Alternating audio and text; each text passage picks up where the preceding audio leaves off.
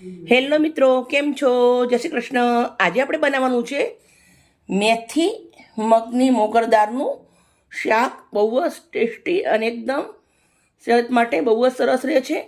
કંઈ પણ જાતના હાદાના તકલીફ હોય તો તમને આ શાક ખાવાથી મટી જાય. તો સૌથી પહેલાં મેથી મેં રાતે પલાળી દીધી હતી, તો મસ્ત પલળી અને રેડી થઈ ગઈ છે. બે પાણી ધોઈ પલાળી દીધી હતી, તો મેથી પલળી અને રેડી થઈ ગઈ છે.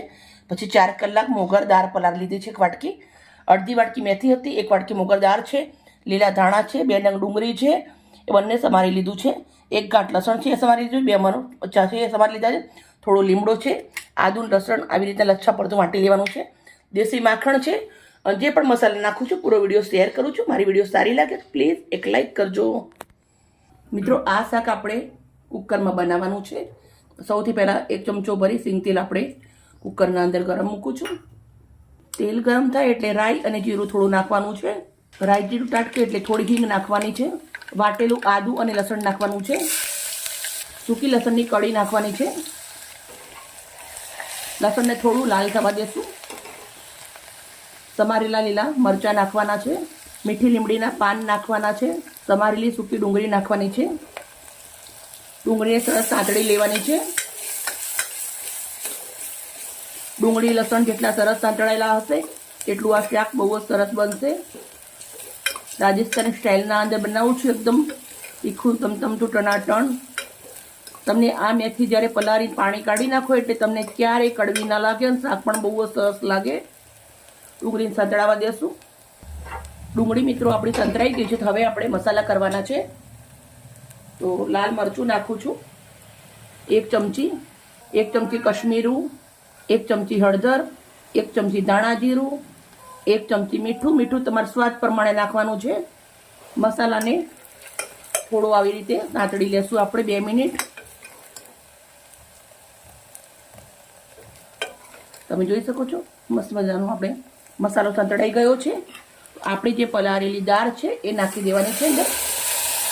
દાળ નાખ્યા પછી આપણે મેથી નાખવાની છે. પણ મેથી પલાળ્યા પછી એકવાર ધોઈ નાખી હતી, બીજું પાણી લીધું છે. બીજા પાણીમાંથી પણ આપણે આવી રીતે એને હાથથી નાખવાની છે. પાણી નથી નાખવાનું. પાણી સાંધાના દુખાવા હોય તો તમારે પી લેવાનું, તો સાંધાના દુખાવા બી મટી જાય અને સ્કિન પણ બાલની સરસ રહે. હવે આપણે મિક્સ કરી દઈશું. આપણે પાણી રેડીશું. હું 1.5 ગ્લાસ એટલું પાણી રેડું છું. તમે ઓછું વધારે કરી શકો છો, કેમ કે અમે ભાખરી જોડે ખાવાના છીએ એટલે થોડું એવું પાણી ઓછું નાખ્યું છે. હવે આપણે આને કુકરને બંધ કરી દેવાનું છે. 3 સીટી પાડી દેશું.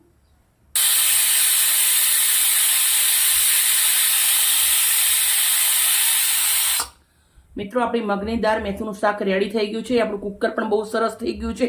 એકદમ મસ્ત રીતે આપણે ઉટકવું પડશે આને. હવે આપણે થોડું આને 5 મિનિટ ઠંડુ પડવા દેશું.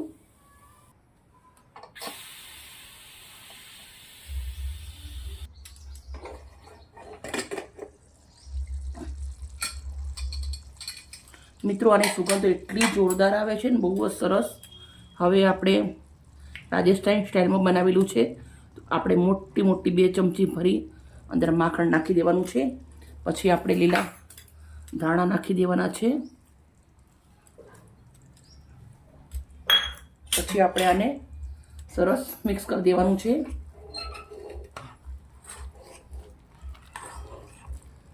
મેં ભાખરી જોડે ખાવાનું છે એટલે પાણી ઓછું પાડ્યું છે ને, આવું લચકા પડતું બનાવ્યું છે. તમારે થોડું પાણી નાખવું હોય તો બી તમે નાખી શકો છો. કંઈ પણ જાતનો ગરમ મસાલાનો ઉપયોગ નથી કરવાનો આપણે.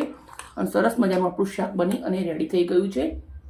મેં એક પ્લેટ લીધી છે. પ્લેટના અંદર આપણું શાક નીકાળી દઉં છું.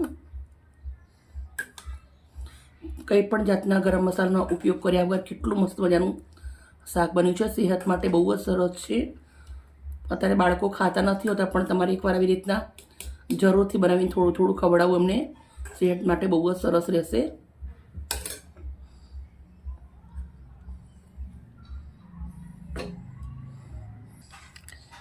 એક ધાણાની પાંદડી ખાલી મૂકું છું આવી રીતે.